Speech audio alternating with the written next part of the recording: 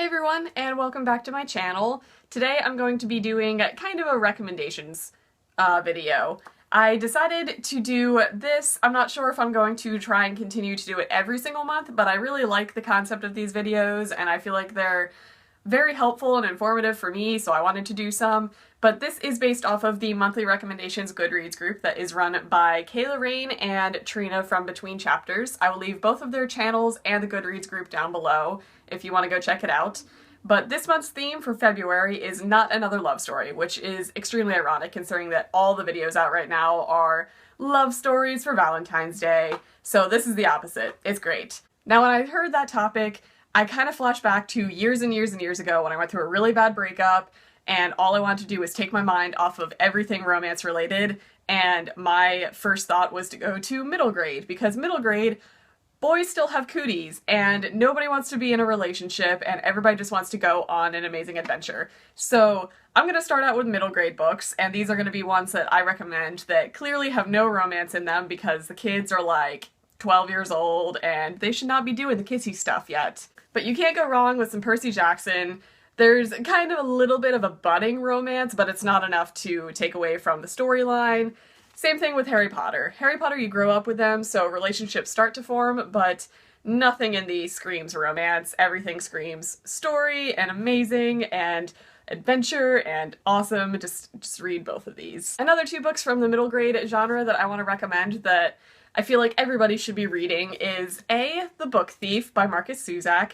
This book is one of those books that everybody should read. If you haven't read this, you should. I feel like this should be like a school required reading at this point. I don't know. It has to do with the Holocaust and World War II, and it's just such a beautiful, beautiful story that has nothing to do with love, but everything to do with humanity and the beauty and the misery of life. It's just so good. And the other book that I thought of as far as younger reading goes is not a book that I see talked about that much because it came out years ago, but that is the Abarat series by Clive Barker. I read these, I don't know when these came out, probably in like 2005 maybe, probably earlier than that. Clive Barker is an adult horror writer who is a really, really messed up dude. Any of his adult stuff is whoo out there, but this is his attempt at middle grade and younger adult reading, and it's just weird and wild and a really entertaining read that has parallel worlds and bizarre dreamlike things, and I just highly recommend these books. Now moving into YA books, sadly it's really hard to find books that don't have romance in them or are not romance driven. Unfortunately, teenagers, they just want to read about the love. That's what's interesting to young adults, and that's what's written for them. Obviously, that makes sense, and I, of course, enjoy it, so clearly it's working, but there are not that many books that are friendship-driven or plot-driven, which is what I was looking for, so these are the few books that I have that I came up with for this list. The first one that I thought of is A Monster Calls by Patrick Ness. This is a very short, beautiful story about a boy whose mother is dying of cancer, and a monster comes to him every night and tells him these surreal, mystical stories, and it's a very symbolic book about accepting life and death, and it's just a really, really good read, and it has nothing to do with like teenage angst and romance and everything. It's about life, and it's amazing. I recommend this book. The next book that I want to recommend is The Walls Around Us by Nova Rensuma. I read this last summer, and this is a phenomenal story, and I wish there was more YA like this. It's written very differently, it's very original is the only way I can describe it.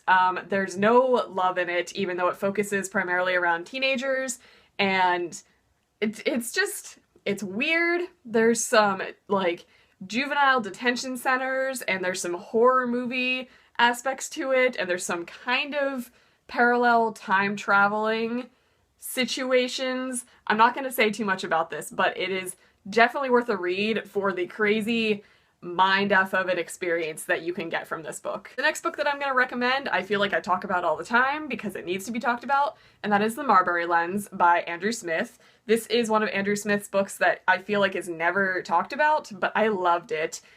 This is one of those books that turned YA around for me, in that there actually could be books that are not focused around teenage drama and love and romance and sex and drugs. So this book I highly recommend. It's about a boy who stumbles upon these lenses that allow him to see into another really dark world. There's some creepy stuff that happens in there. It's pretty disturbing. There's a friendship between him and another boy that is very platonic, and there's no romance, and I just highly, highly recommend these books. Pretty much any horror book that is in the YA genre will not focus on romance and will actually be plot-driven, so I recommend a lot of horror books from the YA world if you're looking for that. And getting into adult books, this was easier to find more books that were not romance-driven because there's an entire genre for romance, and anything outside of that doesn't have to have it because we are big kids. We don't have to kiss boys all the time to get a good story. So I'm going to recommend Ready Player One because if you haven't read this book, you should read it. It's great. It's nerdy, trivia, and video games, and excitement, and a quest, and everything is amazing in this book. I just read this book. It's by Ernest Cline. Love it. Other books that I'm going to recommend from the adult world are pretty much any adult comedian biography. I've gotten really into listening to like comedians' biographies or comedians' books lately, and they're always really, really enjoyable. They're very funny, they're very real life, and they generally don't revolve around romance. Anything like Yes Please from Amy Poehler, Bossy Pants from Tina Fey, any of Mindy Kaling's books. I've read Ellen DeGeneres books, Aziz Ansari's books. Any of those are guaranteed to make you laugh, and they're not about like the feelings. They're about comedy and life in general, so I highly recommend those if you're looking for not a mushy-gushy book. So that's gonna be it for my recommendations books. Hopefully you guys found something useful in this. So I hope you guys have a really good day. I hope you're reading some really good books, and I will see you next time. Bye.